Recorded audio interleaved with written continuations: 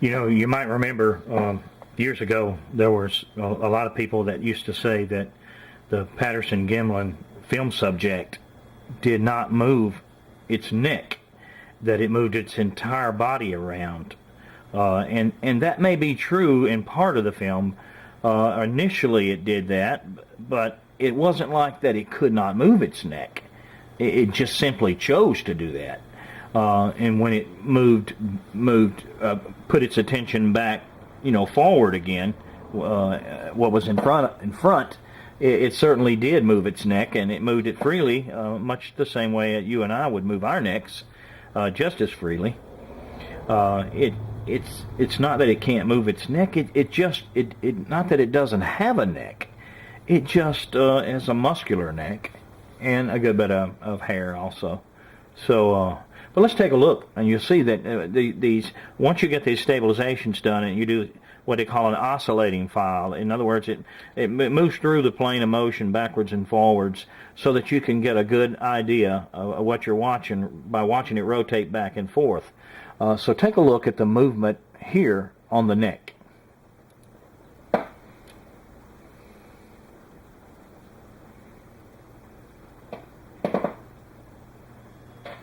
So you can see that clearly there is free movement of the neck, a rather flat face. Like I said, this film is a really decent film, but interspersed amongst the film, amongst the single images, you can get images that are skewed by the motion of the camera and the slow shutter speed. So a person who's just simply wanting to make a point, they could probably pick amongst those skewed images and get pretty much whatever they want out of it. It's the overall film as it's run that this gives you the best idea of what you're looking at. You see, this is a large number of frames that are run back and forth over and over again. You see that there's no snout there. Although some people say they see an ape snout, you can see that there's enough of these frames run together and that they don't show a snout. They show a flat face and a chin. You see hair coming down behind the ear. Let me just use my cursor. See the hair coming off the top of the head and running down behind the chin there. You can see the sun catches it.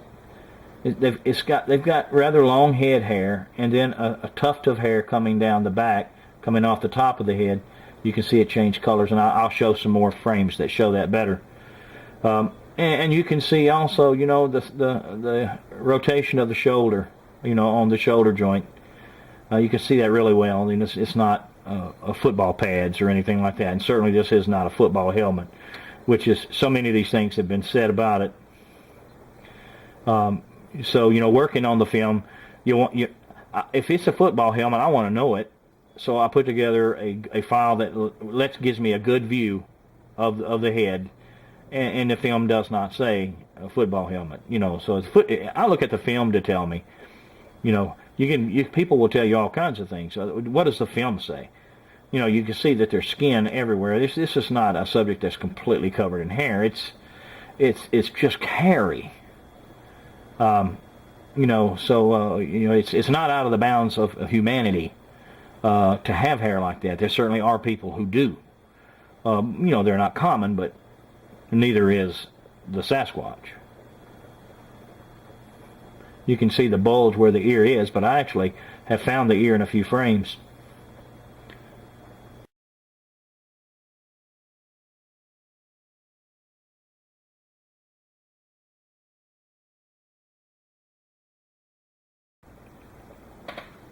Now here's a good example of what enhancement can do for you.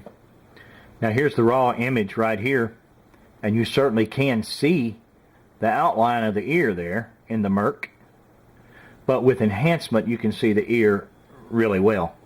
Let me just kind of zoom in on it a little bit. You can also see the mouth, the lips. You can see a little tuft of hair that's kind of braided or in some kind of a dreadlock of some kind. And I've got the little history behind that in the film. I can see it swinging earlier in the film. I'll go back and I'll show you that later, but right now we're talking about the ear. But this thing right here, the wind just kind of blows this hair that's on the side up and over and away off the ear, and it only lasts for a second or two, but during that time there's some images taken, and you can see that it's got a typical ear, although not much of an ear lobe. The ear is rather rounded. And of course, that's more for anatomists to look at and determine if there's anything meaningful. I don't know, but I wanted people to know that the ear certainly does show. The only reason that it does not show most of the time in the film is because this hair that's blown forward is normal. If the wind's not blowing, is laying over the ear. Well, there you go. And I'll include the. Of course, I'm filming off the screen right now, but I'll include the actual image, as well, which it'll be a little sharper than this. So you can get it in its best form. See, there's quite a bit that can be done. Now you take each frame, starts like this, ends like this, and then you put them together and reanimate them. You see all kinds of details moving around on this film. And certainly it doesn't indicate at all that this is a hoax. Now this right here is it's one of the 5 images that I got from the original film that I got from Patricia Patterson that were of such superb quality. They were on transparencies. They were 4 by 5 inch transparencies. Now you can see right over here. You can see the sprocket holes. The sprocket holes right here. I got them kind of cropped out, but this is a 4 by 5 inch transparency. Great quality. The only thing about it's got a little bit of blurriness due to the violent hand motion of the camera person, but not bad. It's almost sharp. So let's take a look at the subject. Because the reason why, because the angle is such that you can see a lot on it, and you won't get any better images than this right here. This is absolutely the best there is.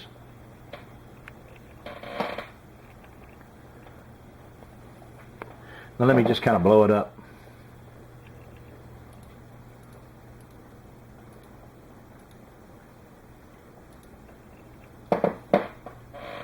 Back off just a little bit.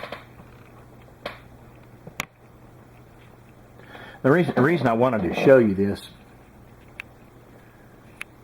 is because the sun catches it just right. Everything's just right to show you something about the head hair, the hair on the head, and that although this person right here is as primitive can be, and is running around in the buff naked,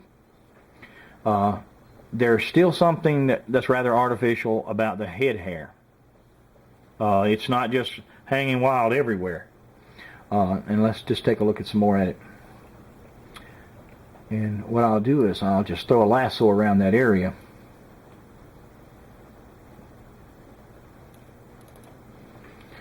And just boost the contrast.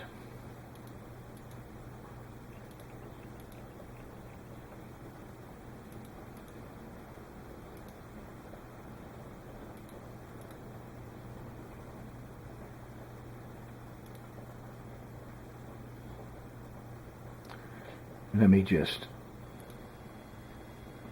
merge it. What I want you to look at is the change in the hair from right here to right there. That the hair, this particular part right here, is in the shape of a tube or round. It's rounded, and the reason I say it's rounded is because when you're rounded, you don't reflect directly back into the camera. And everything appears darker if you're rounded. So this area right here is darker than this area right here. And this darkness continues down the back of the head, down onto the shoulders. And let me just do a color split and go to the subdued tones. These are the tones that are in the darker area. It shows them pretty well. And you can see that this is definitely a hairstyle, and I didn't make this up, and a lot of people get put out by that, but it's on the film. So I don't know what else you can say about it except that this hairstyle comes up into like a top knot on the top of the head, and it's pulled back to a tubular bundle, and it goes back into the shoulders, and you can clearly see that. And you can see that there's areas there where it appears to be tied, and I have a prepared image too as well.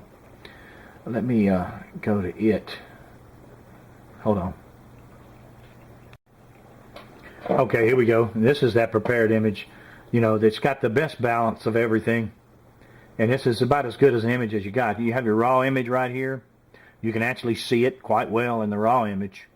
But with a filter, with filtration, you could see it quite much better. And you can see that there appear to be two areas where there is something binding the hair. And that's what I meant by artificial. And as far as I can tell, it's the only two artificial items on her body.